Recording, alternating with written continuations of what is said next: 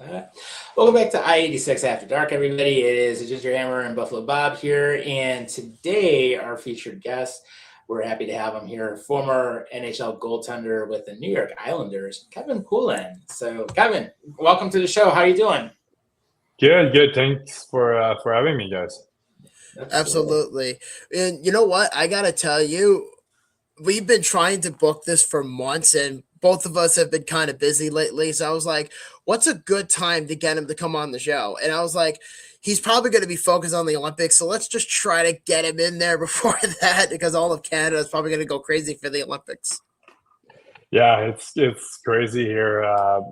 Everyone's talking. Well, there's a couple more games in Montreal, but they're already, the women hockey team is already over there. They're starting pretty soon, I think, in 3 days, and then the men's team will start a little later. But yeah, it's crazy. All the on TV, online, you see all these ads about the Olympics. So, and it's a cool time too. Like people usually get into other sports than usually the regular hockey or football or baseball. They go and they're gonna watch skiing or they're speed skating. So it's fun to see other athletes and other events. Yeah. I mean, my wife is a big fan of curling, especially during the Olympics. So she's looking forward to that for certain. So it's kind of fun, with the whole idea of it being every 4 years and everyone just has to, look forward to it and stuff like that. The Olympics is always something fun for people.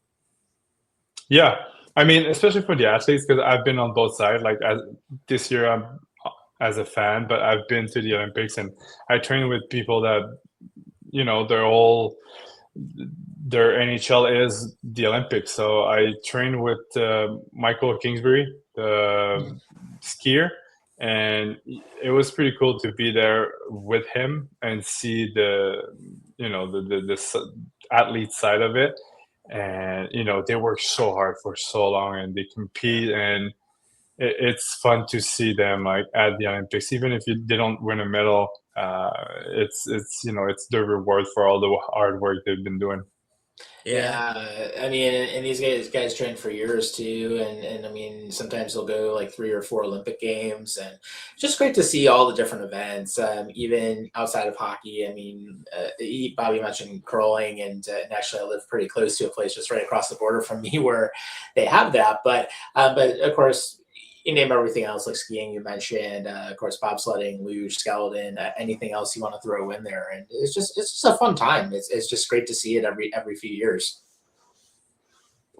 Yeah, and like I said, you discover new event, new sports. Some are pretty cool too. Like I don't know the name of it, but it's the skiing with the shooting. Like that's always nice to see. Um, Even and you cheer for your country as well, so that's always fun.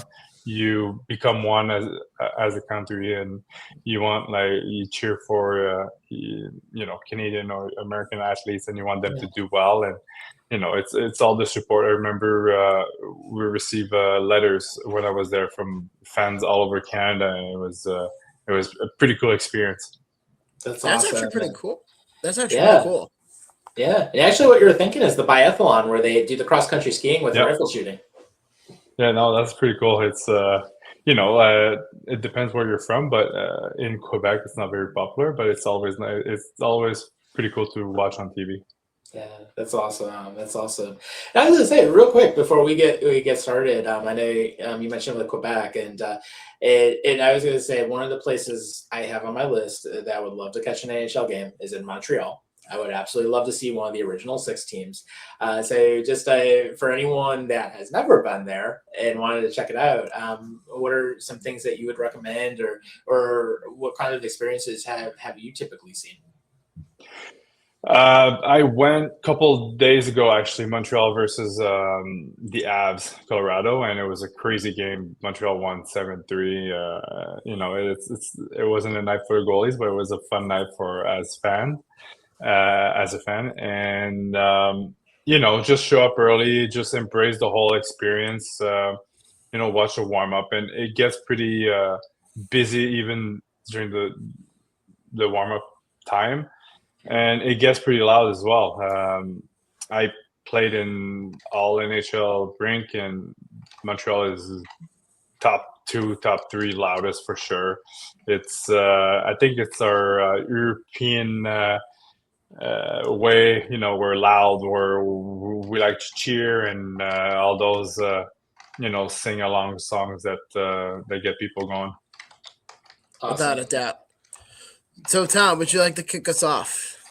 Absolutely. So, of course, one of the questions we always love to start off our conversations with is, how did you get involved in the sport at a young age? I don't remember. I was so young. So my dad just, uh, taught me how to skate as a 3-year-old, and it was just after that he put a stick in my hand, and I used to be a player before switching to goalie. I became a goalie around 10 years old, but before that I was a stay-at-home D.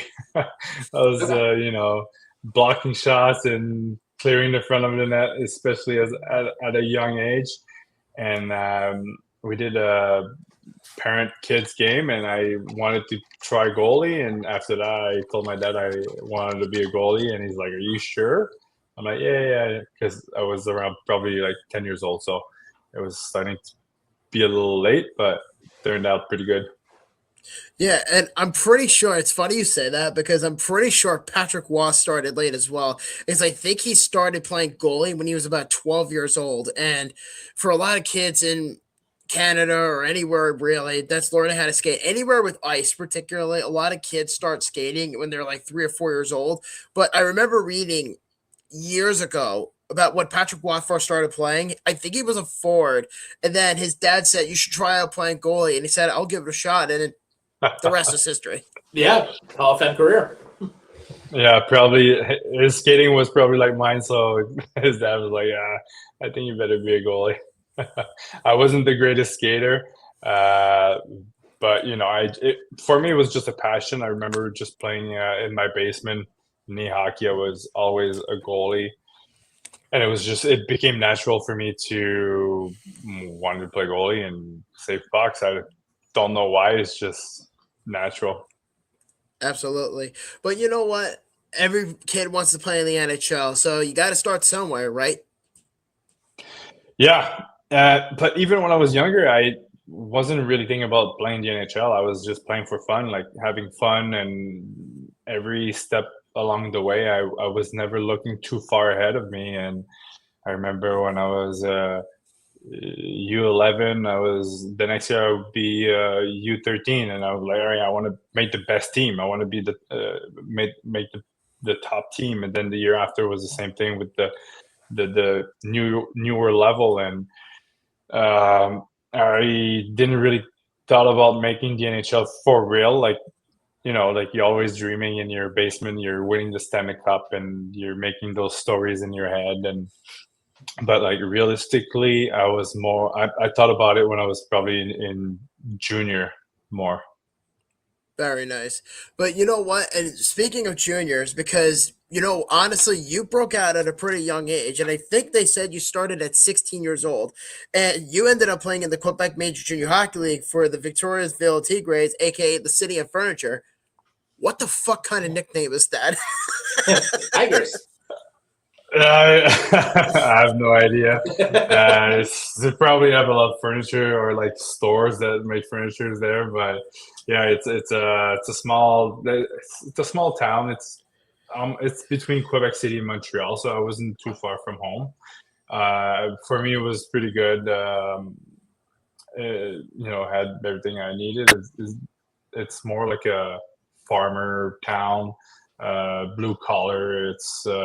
There's not much to do during the winter time except go and watch hockey. So we had pretty good fans.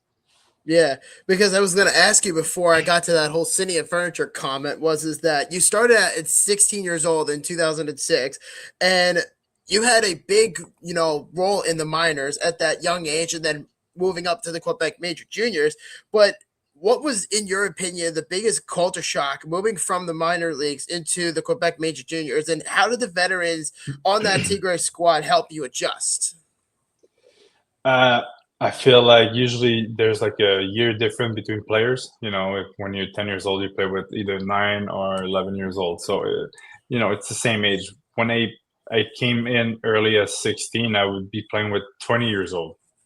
So for me, especially now looking back, when you're 16, you're not in the same, you don't have the same mentality as a 19 or 20-year old.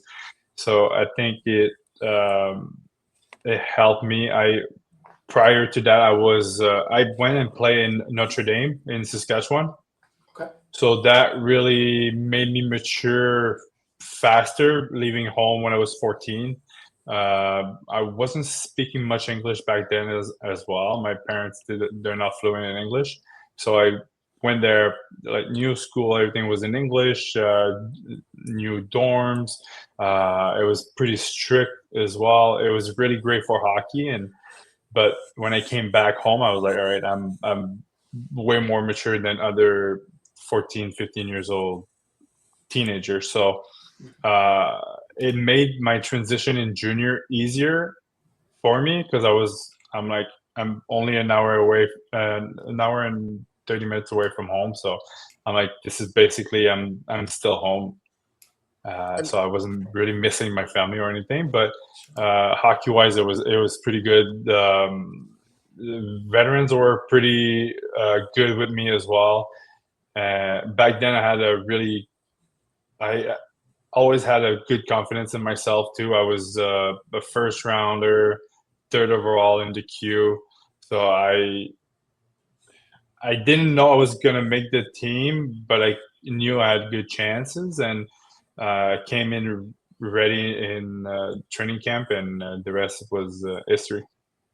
So basically, you were playing with people that were older than you. So basically, it's like the Austin Matthews situation where he was basically when he was young and he played in the Swiss League, I think with the BC Lions or whatever they're called, and he was basically a kid playing with men. Yeah, for him, I mean, it's a lot worse. I wouldn't say worse, but the age gap is way bigger because he was around that age, but he was playing with men like 30 years old man, 35, 28. So, um, and it's not junior anymore for him. They're pro. They're getting paid a lot of money. It's the top league in Switzerland. They're so serious about their hockey. It's basically like Montreal. When you don't perform, you're gonna hear about it in the news, on TV. Fans gonna let you know as well. They're not shy. They're gonna tell you haven't, let's say for forward, you haven't scored in 3 games. What are you doing? Like, we need you. Wake up. Um, so yeah, I think for him was a good adjustment and a good pre NHL test for sure. I actually like that analogy, honestly, because it feels like to me that, um, like in your region when you were playing in the Quebec majors, it almost feels like in the same atmosphere where a lot of kids were starting to, develop and grow into their own person. And then from there on out, it's like if you play in a Canadian market like Montreal or Toronto, Mhm. you're gonna hear it. Yeah, yeah, there's a pressure that comes with it, and it started at a young age, especially like me. I was a first rounder, so people had expectation. The team was built around me as the year went on. So there's always expectation, and when you're playing well, then after that, there's NHL scouts coming to your game, and it's like a never-ending. It's not as much as playing in the NHL or pro at a pro level, but it's like a small, it's a start of feeling the pressure and the how can you say that, like the people have like what's the word I'm looking for, expectation, so you have to perform at the expectation. Yeah. It's fair. That's Yeah, fair. yeah, absolutely. And thinking about it as well. I mean, uh, looking at how you jumped into the Quebec Major League, and you were definitely one of the rare players who stayed with the same junior team for 4 full years, and your save percentage and goals against improved every single season. So looking back, what was it about the environment in Victoriaville that allowed for such steady year-over-year growth? First of all, I had the same goalie coach for my 4 years, so I think that was number one for sure. Working with Dan was for me the biggest step to getting ready for the NHL. And every year, I remember my first year I was the backup. We had an older goalie that was playing most of the games, and we had a pretty good team. But for me, it was a adjustment year a little bit. Some games were good, some games were not as good, and it was part of the development for sure. And then the year after was a rebuild. So we got rid of a lot of good players. We had young players. So they were trying to build the team, like I said, around me. And guys, my draft year. So we were still very young, very we didn't have a lot of maturity or talent or potential wasn't met yet. So it was an okay year for me. Actually, it was a pretty tough year because I was ranked in the first 2 rounds coming up the NHL, and as the year went on, I dropped all the way to I dropped the 5th round. So it was a tough year for me. But then the year after, I got drafted with the Islanders, and then came back my 18 years old year, still working, more mature, stronger, and just it was after my first NHL camp, so I learned a lot being around pro guys and seeing what it took to play at the higher level. So that helped me that year and the year after for sure. What were you gonna say, Tom?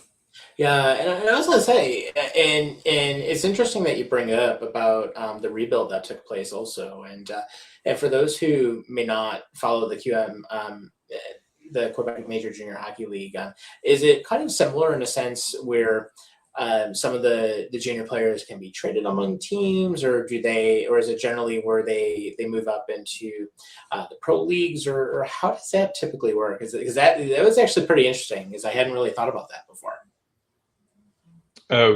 What do you mean? Sorry, I didn't. Yeah, you mentioned with the team doing the rebuild, and is it something where a lot of times when the rebuild happens, is it because a lot of those players move up into the pro leagues, or do sometimes the players go between teams and get traded, or how does some of that work? So usually they will trade a prospect, like a younger player, for older players. So or even round picks as well. They can do that. So usually they go get other 19-year-old, 18, or even 20 years old to have a more mature team that can go longer in a playoff run. So that's what we did my first year. And then the year after, well, those players are 19, 20. You only allowed to have 4 or 3 20-year-old. I don't remember. So if you had, let's say, 8 on your team that were 19, then you got to get rid of a couple guys and bring younger guys. So that's how the rebuild kind of work in junior. That's what they call the youth movement, Thomas. Mhm. That is called the youth movement, as they Yes. always say. But Yeah. absolutely. But so you mentioned your draft just a few minutes ago, and I am really glad you brought this up, because I remember when you got drafted, but I didn't know how you were going to turn out. And I was really young when you were drafted. I want to say I was about 15 when you got drafted. And I remember seeing you, and I'm like thinking, Kevin Poulin, okay, this kid could turn out to be something. We're not sure yet. So, and I remember that it was in 2008, and you were drafted in the 5th round, because you mentioned it. You were drafted by the New York Islanders, and that was while you were playing in Victoriasville. So, do you remember exactly where you were when you got the call, and how did your mindset change when you returned back to Victoriasville for your first season as a quote unquote NHL prospect?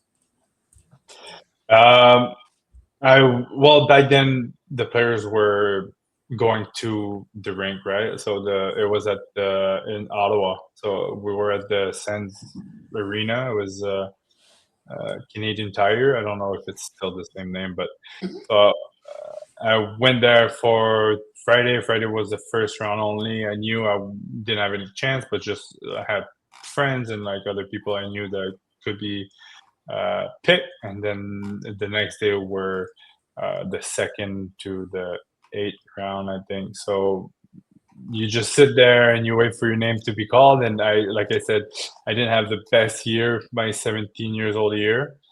So I kind of drop in the rankings slowly and slowly and slowly as the year goes on.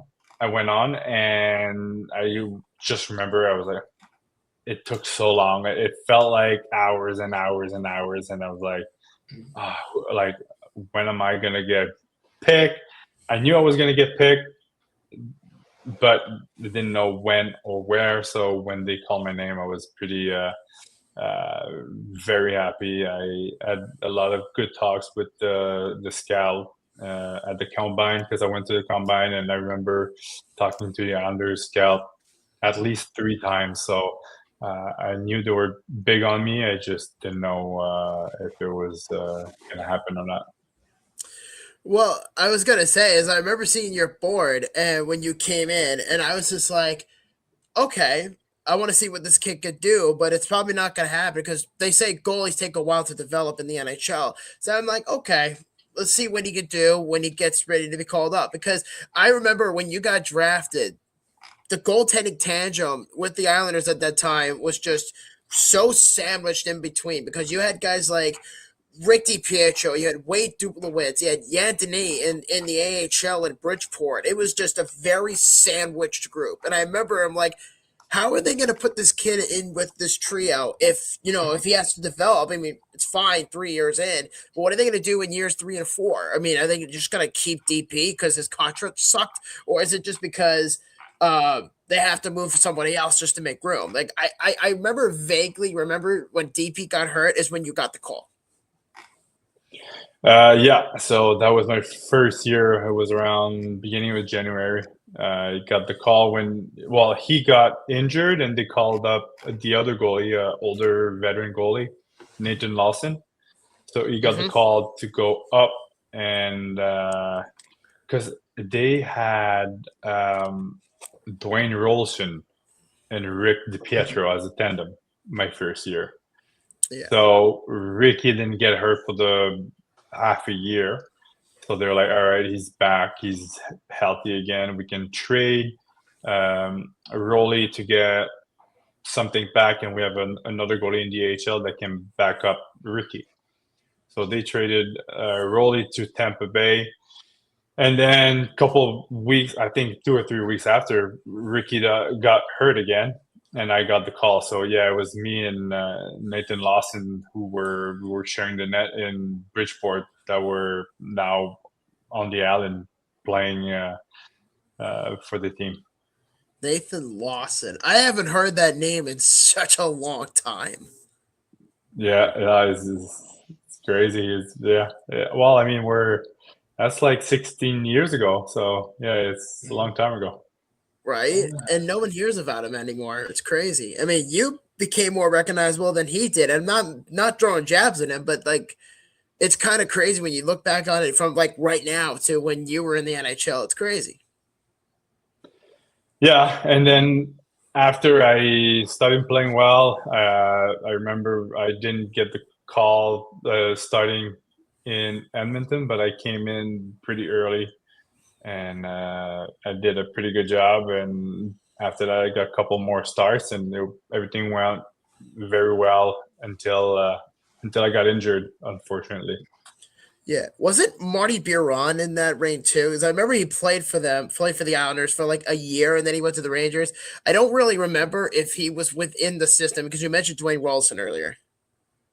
Uh, Marty was in the system a year or two prior to that. So because I remember training camp, he was there and I played with him.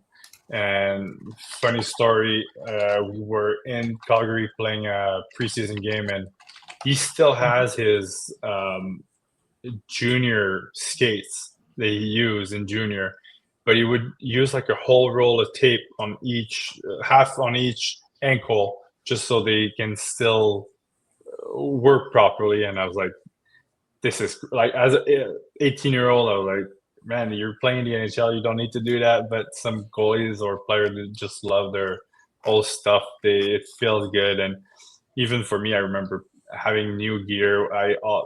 Some parts were good, some parts were like, I gotta change, and I hated it so much.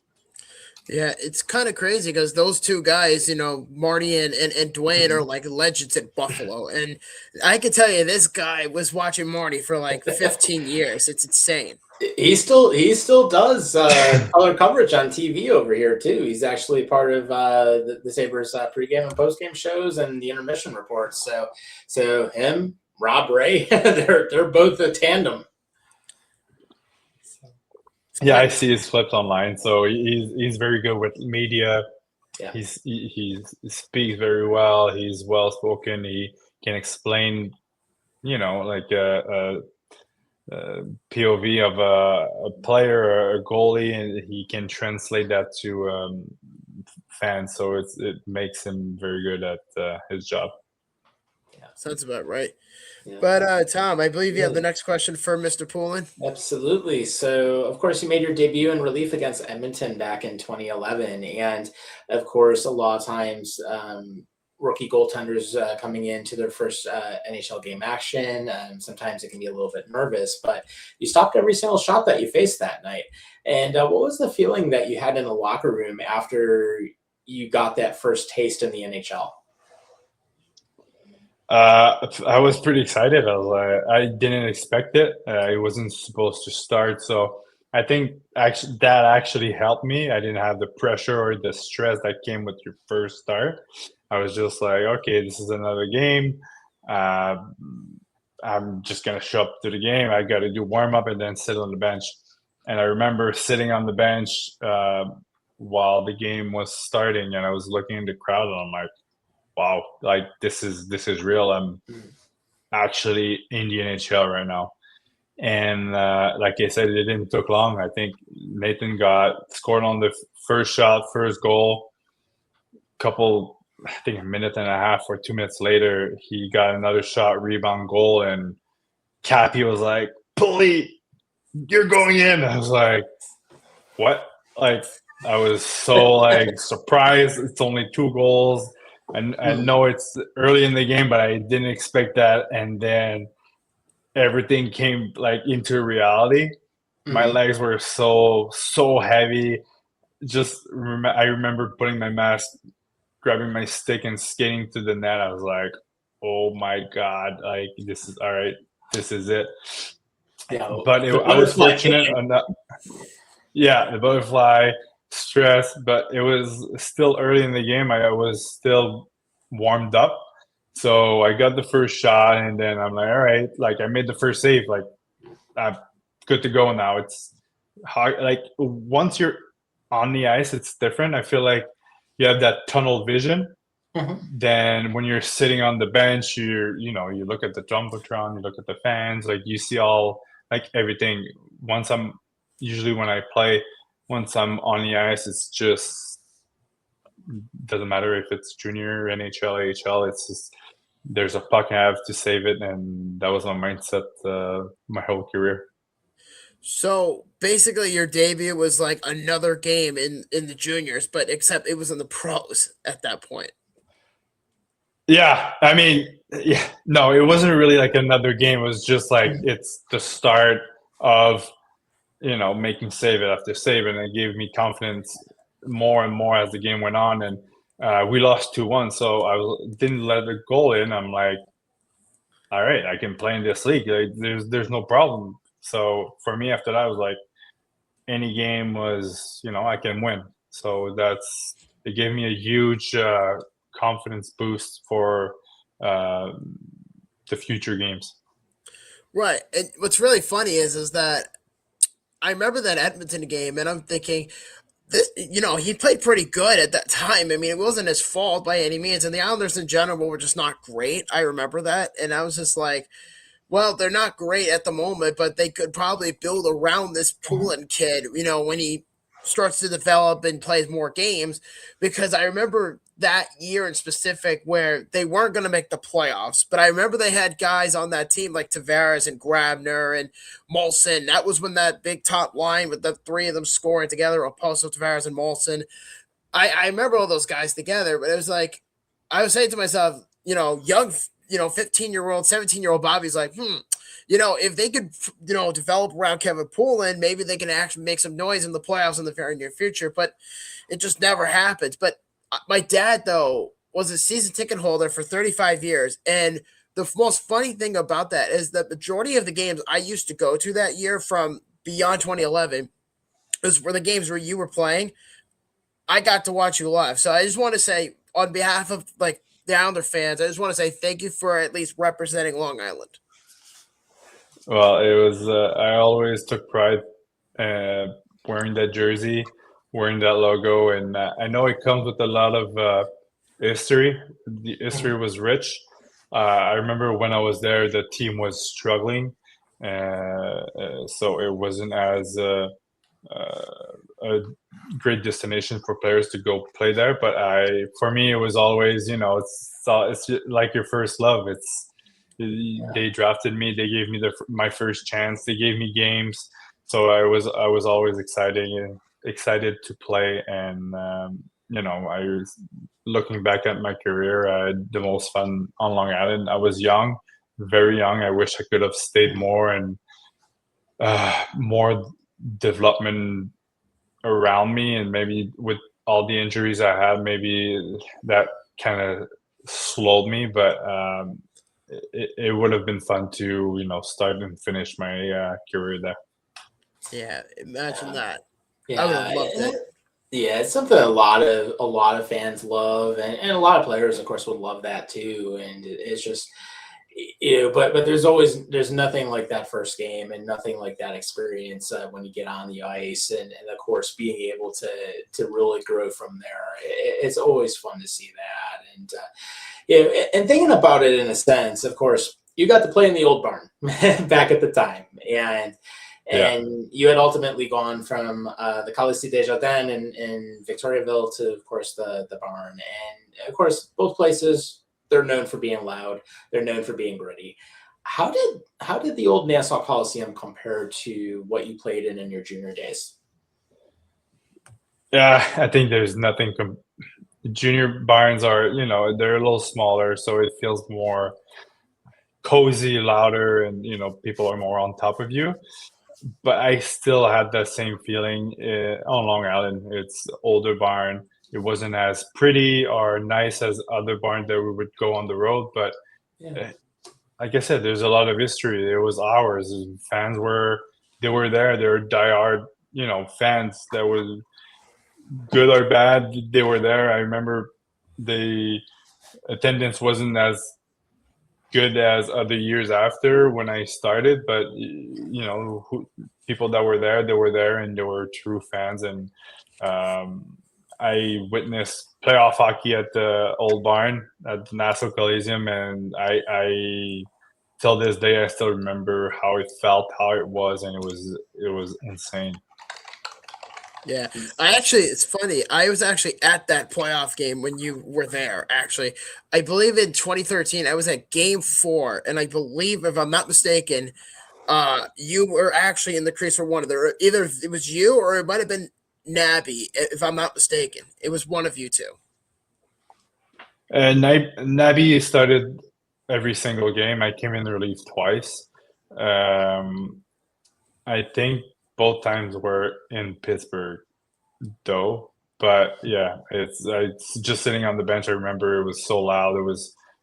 Everything was shaking. I thought the building it was about to collapse. How crazy the atmosphere was. So, like I said, it might have been like a little smaller. The roof wasn't as high. The ceiling wasn't as high, so it felt like you guys were on top of us, and I'm pretty sure that Pittsburgh felt that as well because we had success at home. Yeah, Absolutely. Well, I was gonna say is that I remember because I've been to maybe like 7 or 8 playoff games at the Coliseum, and Game 4 was probably one of my favorite ones because obviously you guys won at that time. And my favorite aspect, even though don't get me wrong, the Coliseum is a piece of shit, but it's our piece of shit. I mean, as far as like the atmosphere and just the environment in general, the noise level was just egregiously loud. And I remember in Game 4 against the Pens, I just remember just thinking I can hardly hear myself think because it was against Pittsburgh and the place was just going bananas. And I was just like, this place is gonna fall down. It's gonna crumble apart. I mean, I'm just standing there. I'm like, holy shit! I have never been to a playoff game this loud in my life, and it was crazy. I mean, it was one of the craziest playoff games I've ever been to in my life. And I just remember you being there because you just said it. You were playing behind Nabokov, and I remember watching down at the ice level. I used to go down with whoever I was with at the time, and I would just walk around the perimeter of the rink and just watch you guys shoot pucks. And I would just lean up next to you, and I'm just like, I'm like, oh my god, it's Kevin Poulin. And so you probably don't remember me, but I was like really, really young. I mean, I didn't expect you to be honest. It's just there's so many people there that it's kind of tough to recognize. But there's sometimes couple people that you recognize at games. They're always sitting at the same spot or doing the same thing. So unfortunately, no. But I'm glad that you were there, and I would have gave you a stick or something if I saw you. That's okay. But you know what though, too, Dick? Do you remember? You probably don't, but do you remember the 329 Army group at the old Coliseum in Section 329? That was a section, right? It was a big section. It was just one row, and it was just filled with like loyal like Islander fans, and they would beat the Yeah, drum and all that stuff, and they get the crowd yeah, going yeah, throughout the game. yeah. I remember that. They're I remember still it around. was. They're still around. Oh yeah, I think if I'm not mistaken, they have their own independent. Because I know you were just at UBS because I saw your Instagram earlier, and I Yeah. saw a picture of you as one of like the alumni groups or something like it, and you may have seen it. It was like in the upper deck of UBS. They have their own little corner at 329. It's not up there, but it's more like in the lower level, like within maybe 70, 80 yards from like the back crease from like the visitor side. Oh, I don't remember, but next time I'll go. I'll try to find them and probably walk by and say hi. So yeah, that would be pretty cool if it's the same people. Hopefully, they still remember me, and I can introduce myself and have a chat with those people. I'm pretty sure they have some great stories. It's funny because I went to a game recently. It was like January 1st. It was New Year's Day. I went to the game against Utah, and I remember sitting by there, and I'm thinking, I forget who I was talking to. It was by the Heineken Club, and one guy mentioned your name. I'm like, oh yeah, I always liked Kevin Poulin, and he's like, he's the below average. He was a good guy and all that, but he was a decent backup for the Islanders, and then they had to constantly play, musical chairs, and then with the tandems. And I'm like, I liked Kevin Poole. I mean, that dude came up clutch a lot of times, and I was like one of the biggest supporters of yours for when you were there, and I was just like. I always loved, having you around on the island, even if you didn't play every game.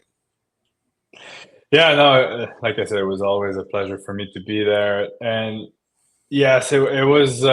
It wasn't what I expected, and like I had a lot of people thinking that I could be the next starter on Long Island, and I had injuries, and it was. I remember my first injury was tough for me to come back because I had a knee surgery, and it took me a full year to really uh, come back from that injury. But I was still playing prior to that, so playing while you're still injured, people don't know that. By then, they had Montoya, Nabokov, DiPietro on Long Island. So I was in Bridgeport playing. I still managed to somehow have 6 starts on Long Island that year. Then the year after that was the lockout. Yeah, lockout year. So I was back in Bridgeport. They still had a couple guys. Montoya left, so it was Ricky and Nabi. Um, when they started the season, finally, Ricky got bought out after a couple games, and I got brought up. But yeah, no, it was weird because back then, I remember my first 2 years, I had a goalie coach, Sudsy. He was amazing. We had a great relationship, and he was very. He knew what to do with me, and we had a very good goalie coach friendship. And he really helped me. And then he didn't resign, so I was left with a new goalie coach. We had different views. He wasn't there all the time. So, playing in the NHL, I was 21, 22 years old, not having a full-time goalie coach. I was like, what's going on here? So I think that didn't really help in my development, especially at a young age. I still had Nabi with me, but it was, he's a goalie. He's not my goalie coach. We still had like a lot of talks, and he was helping me a lot. But at the end of the day, I felt like it was missing that support to become what it could have became. Right. Yeah, it does. Because I was mentioning it earlier because you were kind of sandwiched between like 6 other goalies. So I get that. It's very tough because I remember Garth Snow was very adamant about you and he was very high about you. And then he's like, okay, DP got hurt. You came in and it's like, okay, this isn't working. We need another backup goalie here. We need to sign one off there. Because I remember the whole thing with Evgeny Nabokov, where he was fighting with the Islanders because he didn't want to be claimed by it. He wanted to go to the Red Wings. And he's like, I don't want to be waived or I don't want to go there. It's a waste of time, whatever. And I don't know what happened, but somehow Garth was able to convince him to come to Long Island and play like 3 years there or some sort of number like that, 2 or 3 years in general. And Nabby, I was more shocked that it happened than relieved, if that makes sense, because I was pissed that Garth didn't exactly put you on the right pedestal to be a starter, if that makes sense. Yeah, but like we said, goalie needs time to develop. I was still young at that age. I got my first go at playing the NHL when I was 20. Yeah, 20 years old. Got injured, came like a knee surgery, came back. So I needed more time. So I didn't mind that move. It's just I played a couple of games. They were okay. Made the playoff. Played well in the playoff. Came back the next year. Made the team out of camp. Me and Nabi played the whole year-ish, except the last month I got sent down because we weren't making the playoff, and he wanted to try Anders Nilsson. He wanted to give him a couple of games to see his development where it was. Didn't like his game. When it got other goalies, they went and got Alak, Nervert for the year after. So I just felt like we got we didn't perform because of the goalie kind of and like the that big year. Mm-hmm. Yeah, so it's easier to blame it on the young goalies. So if they went and got other goalies. I played the whole year in Bridgeport after that, except one game. Funny story, my last game, it was during Christmas break.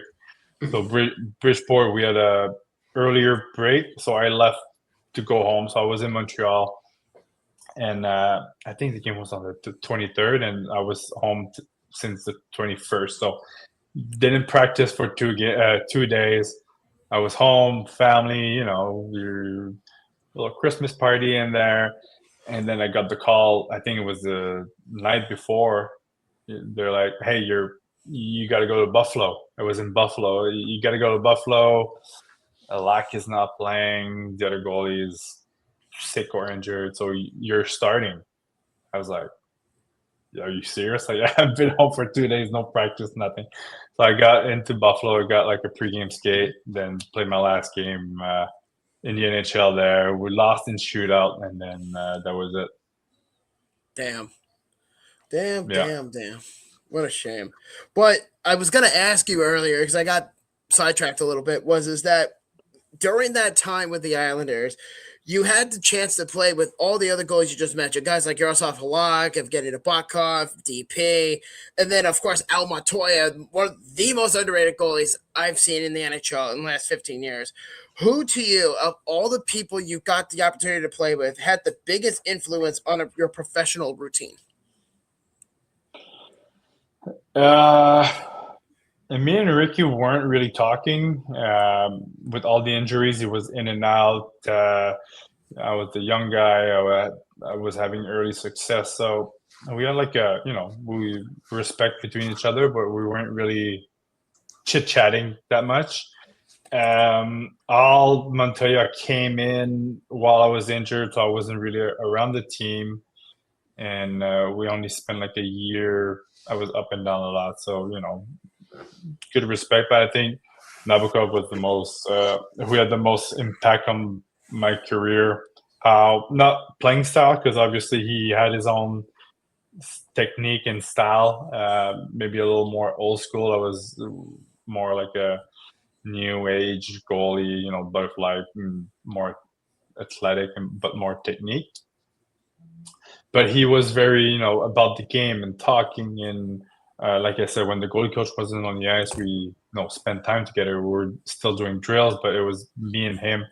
He was late 30s. I was early 20s. So it was really like we were still pushing each other, but it was more like a bigger someone that was helping me to have a career and give me like tricks and, helping me in that way more.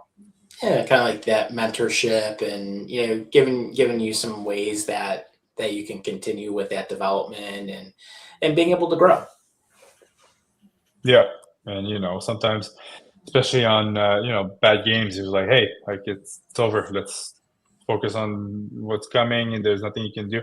He was more like a good mental coach for me, a good support as well.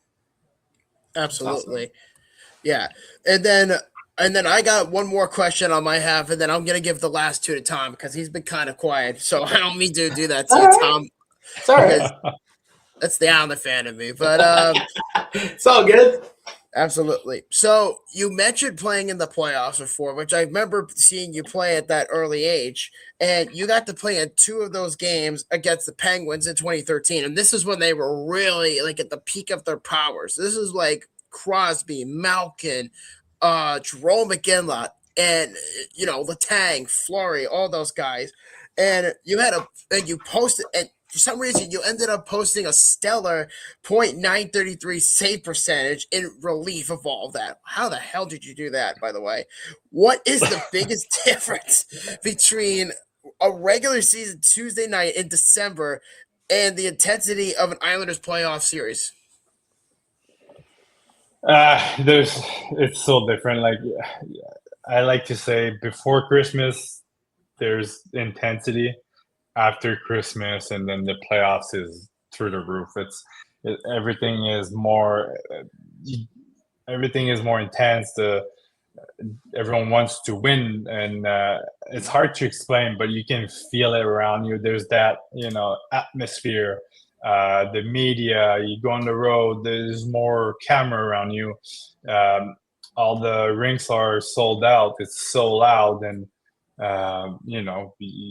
everyone is hitting. Everyone is they want to win their battle. Goalie get a little more bump. It's it's playoff hockey. That's where everyone is saying it's playoff hockey. It's different. The intensity is much higher, and it's true. And especially playing against that team, it was crazy because they had those guys that were so good, and it was the peak of their era of Pittsburgh. So it was pretty cool to play against them, and we took them 6 games. It sucks, but looking back, I think we did pretty well, and I like that we played very well at home.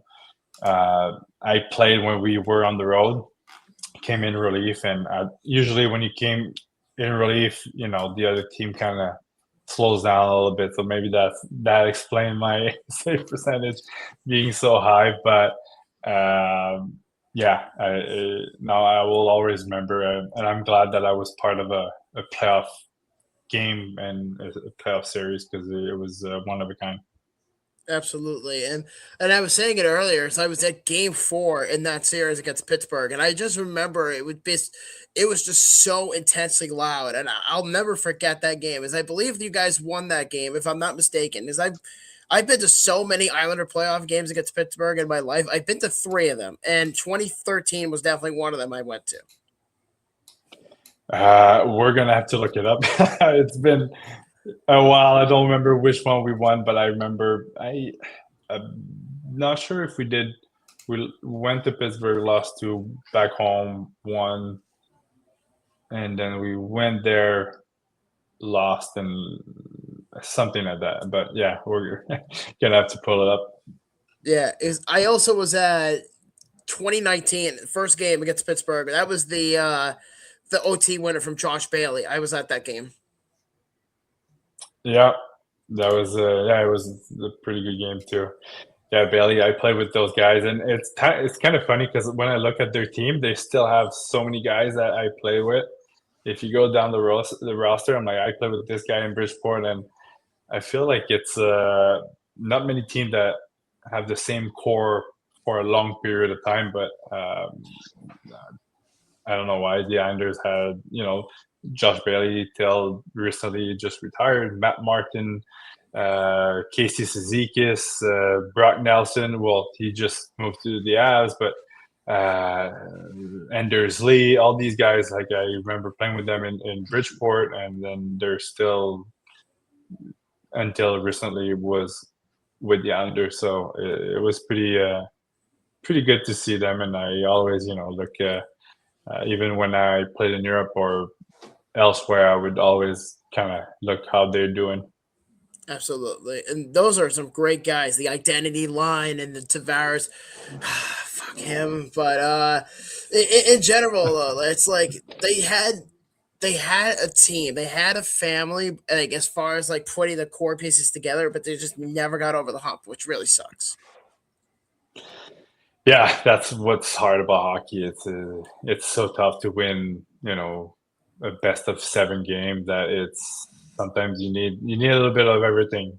Hard work, talent, luck, and especially with injuries too, it's kind of hard to stay healthy, and hopefully they can still have some success in the future. And but yeah, I'm still looking forward to it, especially with Patrick Waugh as the coach now. I remember when he was in, actually, good story, when he was in Colorado, he wanted to go and come get me, make a trade with the Islanders, and Garth Snow said no, he didn't want to. He was asking for a first round pick, and Patrick was like, no, I can't give you a first round for him, because I was, I had potential, but not that much potential at the time. So yeah, so I almost became a Colorado Avalanche player. So yeah.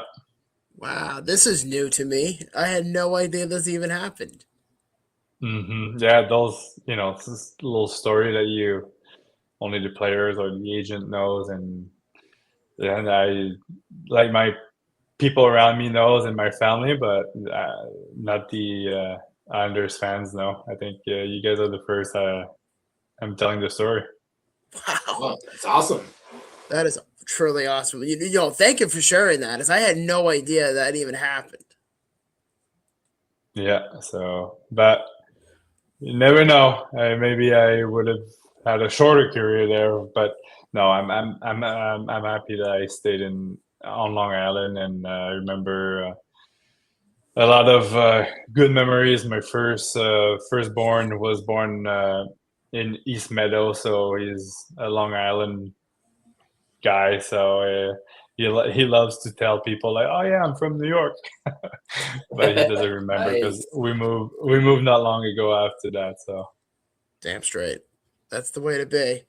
But Tom, I believe you have the next two questions on hand, guy. Yeah, so of course, you were part of the 2018 team that went to Pyeongchang without the NHL players. And of course, a lot of people called you underdogs, yet you came home with a bronze medal. And how does it feel knowing that your performance, and especially the shutout that happened against South Korea, is now a permanent piece of Hockey Canada's history? uh, underdogs. When you play for Team Canada and you wear that jersey, I don't think you're never the underdog. You're always the favorite. And even though the NHL players weren't going, we still had the same pressure and the same expectation. Um, but it was different. When you look at the teams and the talent, every team were pretty even. Russia, USA, Canada, Sweden, Finland, and even Germany. We played against Germany and we lost in the semifinal. They had a good team. They were playing well together. They had years in their national team growing up together. And us, it was a little more different. We had guys from all over Europe making a team. And but yeah, it that loss really hurt it a long time, and it still hurt when I think about the Olympics. I remember that game in particularly, and then after when we won the bronze medal, it was the worst and the best day almost in my life, in my career.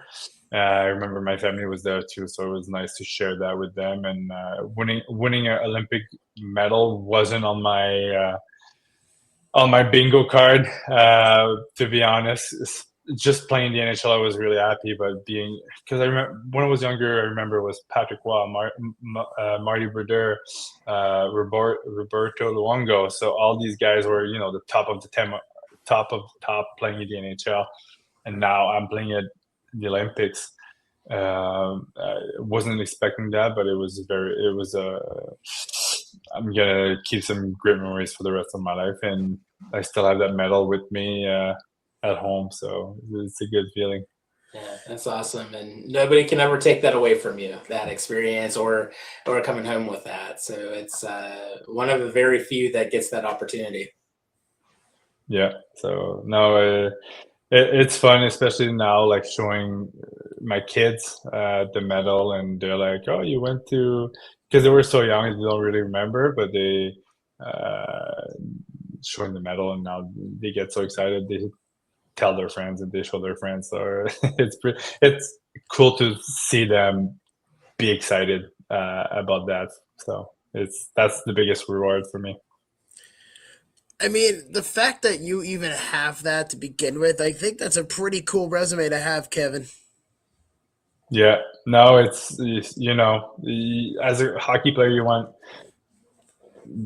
to win the Stanley Cup, and after that, there's other stuff you want to do in your career. And beside winning the Stanley Cup, I think I've done everything I wanted, and all the goals, playing the NHL, playing a playoff game, playing for Team Canada, winning a medal. So looking back, I was very happy about what I achieved. Yeah, that's really cool. And of course, as we wind down our conversation with you today, of course, we both want to thank you for coming on. It's absolutely been a pleasure to have you. We would love to have you again as well. And certainly we appreciate all your time tonight as we wind down. Thank you for having me, and it's always fun to talk about my time there, and it's fun to go back always. I remember going to just play alumni games, and it's fun to see um, old teammates and old faces that you see around that are still working for the team. So it's fun to be around and be in New York, and playing. Usually we play against the Rangers, and it's always fun to beat them. Yeah, absolutely, of course. And so, what we wanted to do is we wanted to ask our last question for tonight, and that is, of course, you famously said that your younger self would be proud of your career. And if you could go back to that 18-year-old kid in Victoriaville, what is the one thing you would tell him that he would be most remembered for? Uh, I mean, the most remembered for was the, the start of your career will be crazy fast. Will be unexpected. Will be full of bumps, but just enjoy it. Enjoy it a little more, and you're gonna make some great memories. Just enjoy. Without a doubt. But you know what, though? At the end of the day, Kevin, we truly appreciate you coming on tonight, hanging out with us. And it was an absolute honor having you. And we would love to have you on again at some point. Just shoot me a text, and we'll try to make it work. Definitely. Sounds good. Yeah, absolutely. So, with that being said, we are pretty much done with this interview. We thank you again for coming on tonight. So we're wrapping up the interview with Kevin Poulin. This is your host, Buffalo Bob. And of course, we have the Ginger Hammer and Tom Woodjack. And with that being said, we are on out of here, and we will talk to you guys next time. See you later.